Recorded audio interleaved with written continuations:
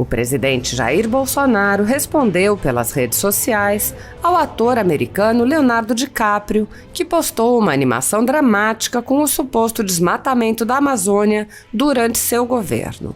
O ator, que já vinha sendo alvo de piadas na internet pela eloquência de seu silêncio face aos grandes incêndios na Califórnia e na Europa, disse: "Qual a extensão do desmatamento na Amazônia, um dos lugares mais importantes do planeta para pessoas e vida selvagem?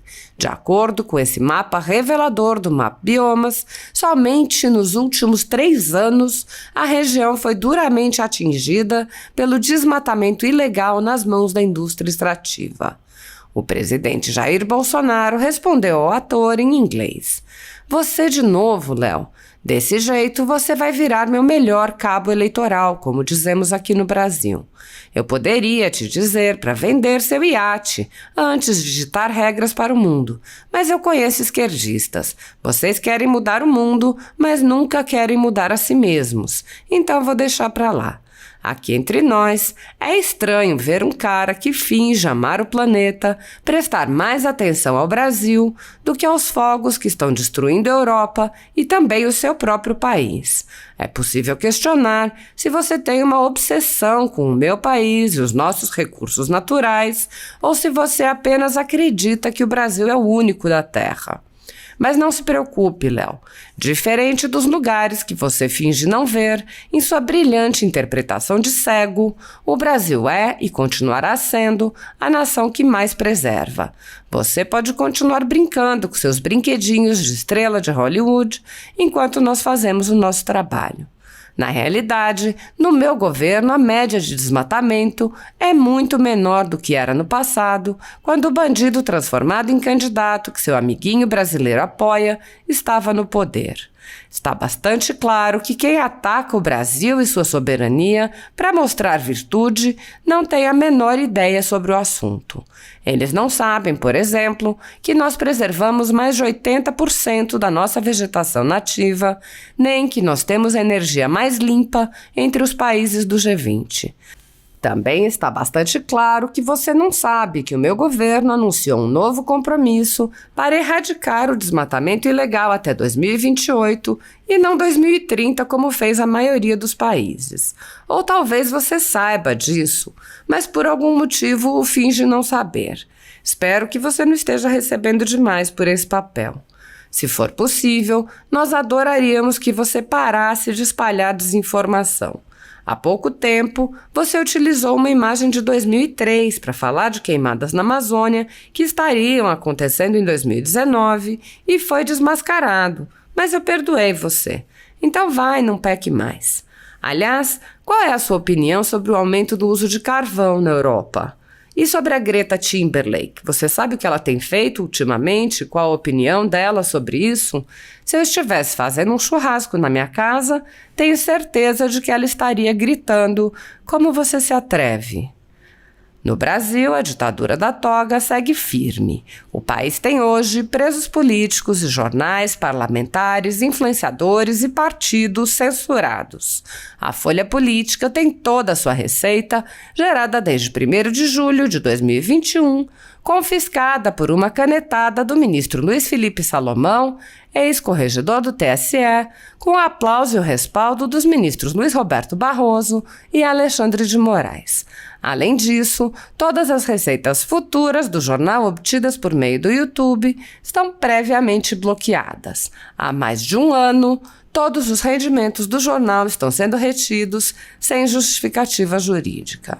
Anteriormente, a Folha Política teve sua sede invadida e todos os seus equipamentos apreendidos a mando do ministro Alexandre de Moraes. Mesmo assim, a equipe continuou trabalhando como sempre, de domingo a domingo, dia ou noite, para trazer informação sobre os 3 poderes e romper a espiral do silêncio imposta pela velha imprensa, levando informação de qualidade para todos os cidadãos e defendendo os valores, as pessoas e os fatos excluídos pelo mainstream, como o conservadorismo e as propostas de cidadãos e políticos de direita. Se você apoia o trabalho da Folha Política e pode ajudar a evitar que o jornal seja fechado pela ausência de recursos para manter sua estrutura, cumprir seus compromissos financeiros e pagar seus colaboradores, doe por meio do Pix, cujo QR Code está visível na tela, ou por meio do código ajude@folhapolitica.org. Caso não utilize Pix, há a opção de transferência bancária para a conta da empresa Raposo Fernandes, disponível na descrição deste vídeo e no comentário fixado no topo. A Folha Política atua quebrando barreiras do monopólio da informação há 10 anos e, com sua ajuda, poderá se manter firme e continuar a exercer o seu trabalho. Pix ajude@folhapolitica.org. Ministro da Educação baixa uma portaria, ministro do Trabalho baixa uma portaria. Aí a rede, né, que eu não consigo entender como é que tem tanto recurso para ter tanto advogado, a rede vai no Supremo, né, em regra a rede, e propõe uma medida ali para derrubar a portaria. E o Supremo, que, salvo o melhor juízo, nunca teve uma atuação de governar, porque aí não a gente tem que dividir o que é ativismo judicial do que é o Supremo entender que pode governar, tá? Então, o ativismo judicial, ele acontece quando o Supremo interpreta a lei de uma maneira muito elástica, interpreta a Constituição de uma maneira muito elástica, né? A gente pode dar N exemplos aqui. Agora, o que está acontecendo recentemente não é ativismo judicial, entendeu? É algo diferente, é algo muito perigoso, pois é o Supremo governando, entendeu? Então, assim, Supremo analisou o caso Elvanger, né? E estendeu o conceito de racismo, e num segundo momento estendeu racismo para a homofobia, criando um tipo penal. Isso é ativismo? É ativismo. Eu critico? Critico, sobretudo porque tem a ver com criação de crime, tá? O Supremo está analisando ali uma ação do PSOL para, eventualmente, legalizar o aborto e ter como um procedimento realizado no SUS, né? Isso é ativismo? É ativismo. Eu critico? Critico, em especial porque você está lidando com direitos fundamentais, porque todo indivíduo tem direito a nascer, tá? Mas o que a gente está vivendo hoje é algo completamente diferente. É a corte governando. Porque quando você tem, né, um presidente, um grupo de ministros, baixando normativas, nada exageradas, e outros partidos políticos que não conseguem eleger quadros, que não conseguem fazer o debate dentro do ambiente, né, do legislativo, impugnando por medidas judiciais, e reiteradamente ministros do Supremo, em decisões monocráticas, derrubando ações de ministros e do próprio presidente da República, aí não é ativismo judicial, aí é governo. Então, é importante a gente explicar isso, né, para os cidadãos, para os próprios críticos da atividade do Supremo, porque eu percebo muita mistura nessas críticas, né? E se a gente não deixar isso muito bem explicado, fica difícil da gente combater esse movimento, que eu vejo como um movimento perigosíssimo para a própria democracia. Né? Veja aqui no estado de São Paulo, por exemplo,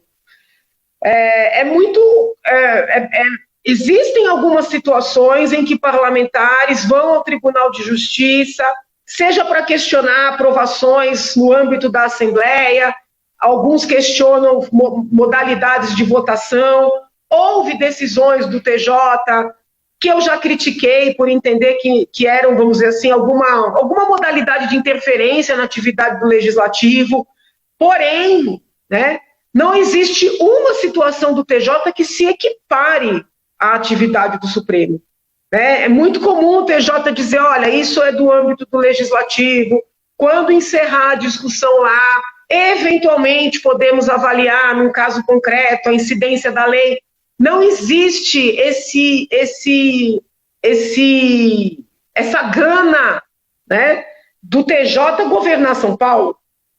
Quantas vezes a oposição questionou um ato de um governador aqui de São Paulo, situações que eu mesma, vamos dizer assim, era contrária à decisão do governador. Como sou, né? Sou muito crítica às muitas decisões que o João Dória tomou aí ao longo do seu mandato, e o Rodrigo Garcia vem seguindo igual, né? Eu sou muito crítica, mas o TJ tem esse cuidado, né, de não governar, vamos dizer assim, no lugar de quem foi eleito governador, de quem foi eleito deputado, e o Supremo não está tomando esse mesmo cuidado. Penso eu que isso esteja acontecendo por ser um governo de direita, um governo Bolsonaro, né, e é muito evidente que o Bolsonaro é persona não grata ali dos ministros. Porque não aconteceu isso no governo Temer, não aconteceu isso no governo Dilma, não aconteceu isso no governo Lula, né? E eu acredito, obviamente, que se eventualmente o ex-presidente vier a ser eleito, que não é impossível, é bom que os direitistas estejam conscientes disso, que se o ex-presidente Lula for eleito, o Supremo não vai proceder dessa forma. Eu acredito que isso não vai acontecer. Então, a gente tem que olhar para o que está acontecendo no país, né? Não tem precedentes, não tem precedentes.